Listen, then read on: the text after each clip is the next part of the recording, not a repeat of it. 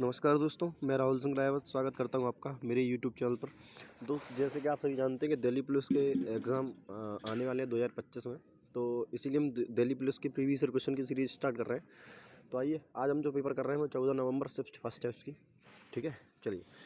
लिखा है, यदि एक बक्सा 350 की हानि पर 4650 में बेचा गया तो प्रतिशत हानि प्रतिशत निकालिए। देखो, 350 की हानि हुई है और बेचा इतने में गया है, तो मतलब उसकी कीमत निकालना चाहें तो 50 इसको देंगे 4700, यानी 5000 का बक्सा था।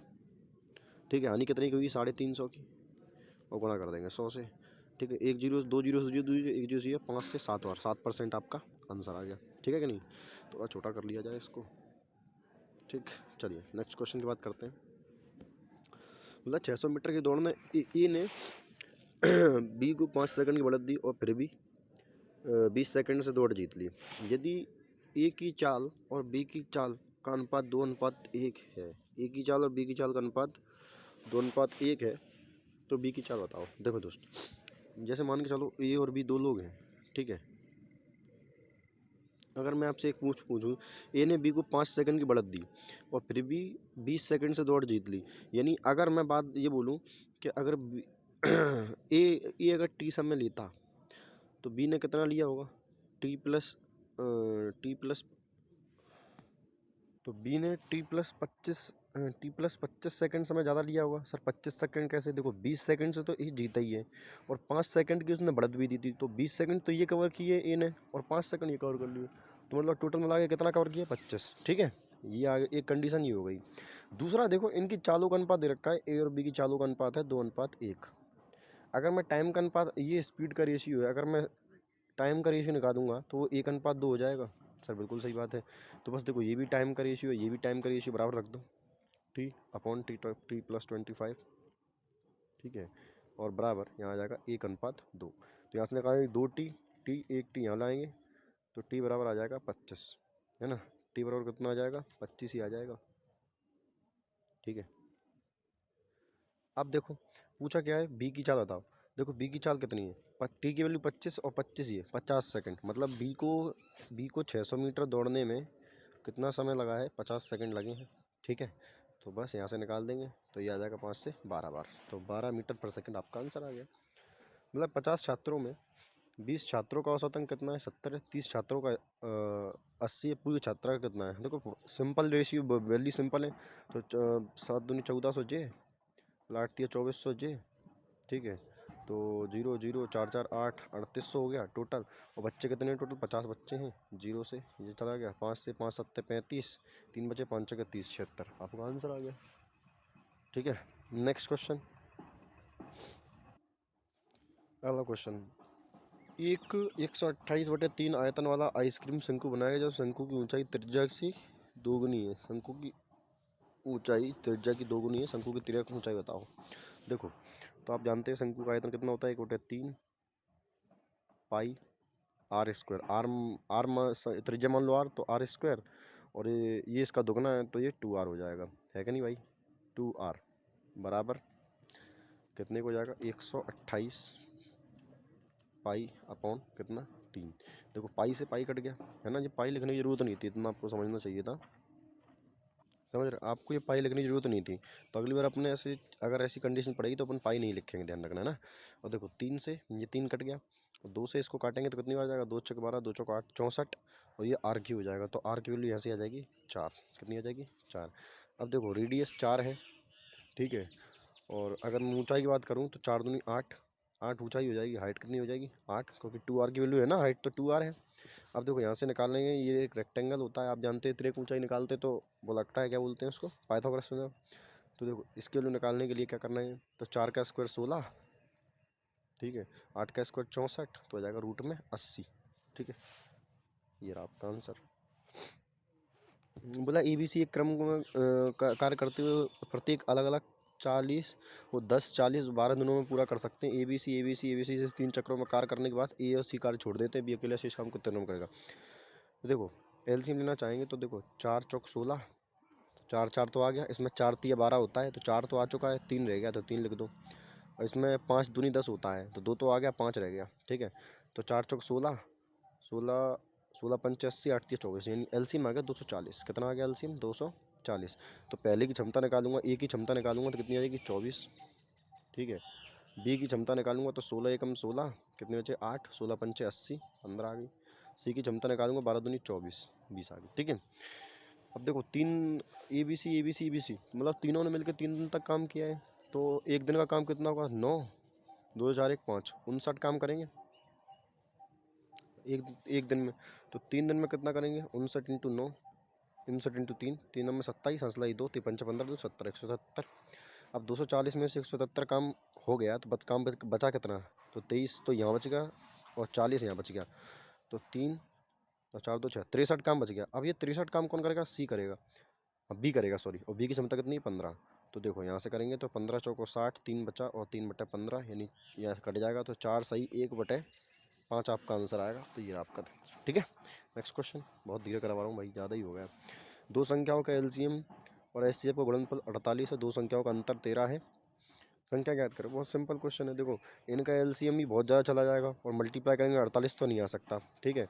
इन दोनों का भी एलसीएम बहुत ज़्यादा निकलेगा, इन दोनों का एलसीएम भी बहुत ज़्यादा निकलेगा, इन्हीं का एलसीएम सही है।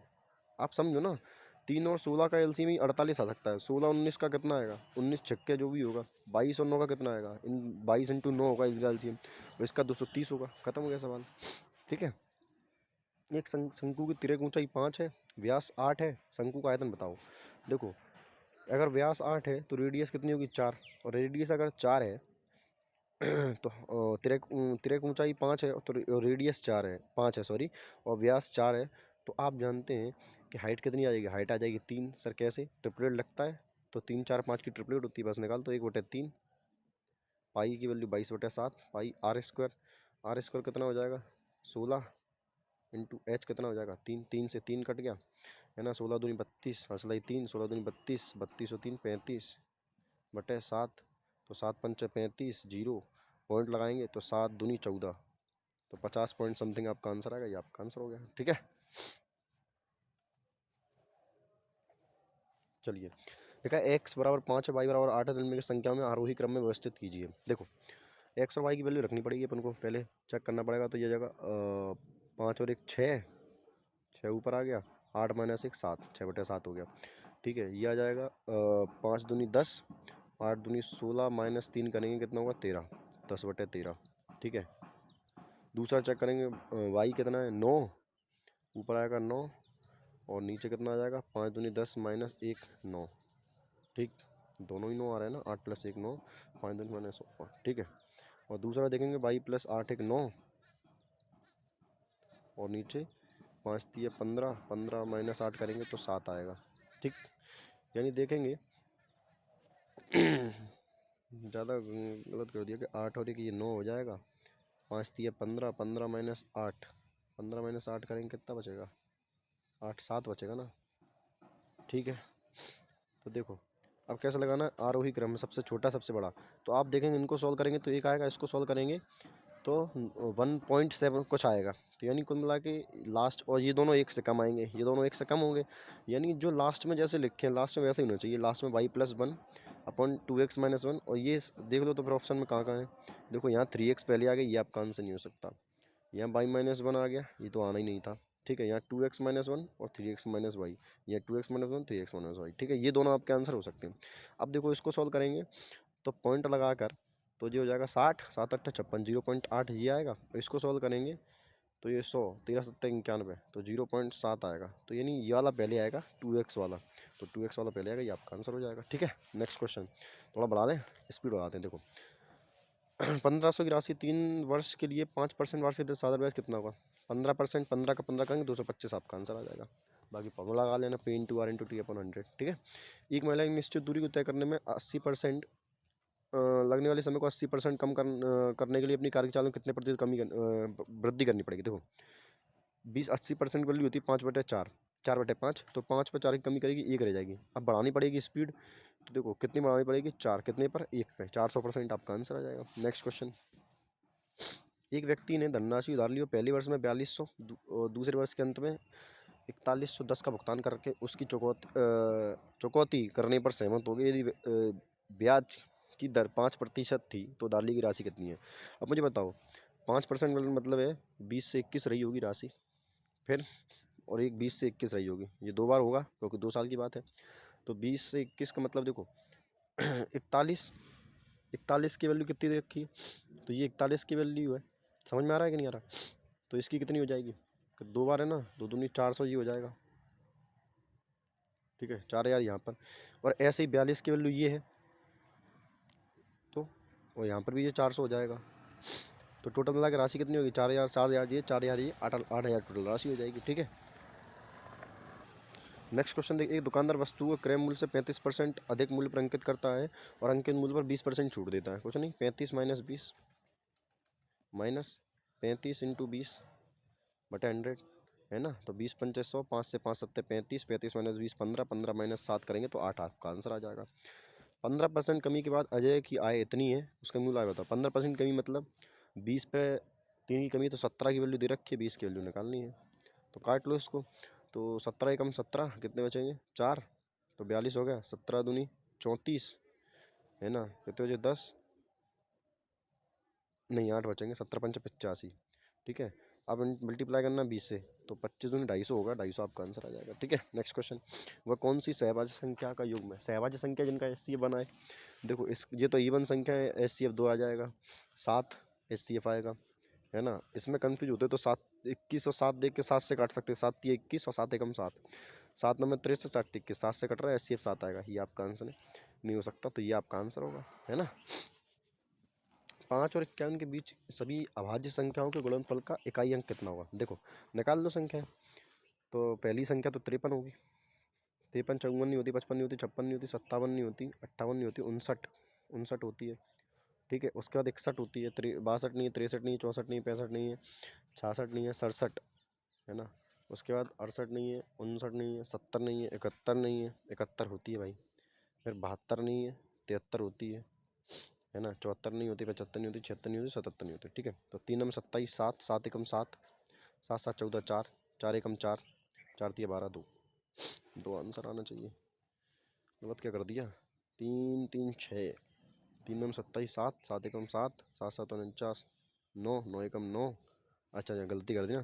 देखो 3 नम 27, 7 आ गया यहाँ से, 7 एकम 7, फिर 7 7 49, 9 आएगा यहाँ से, 9 एकम 9, 9 रह गया, और 9 तिया 27 आ गया 7। ठीक है, ये आपका आंसर है।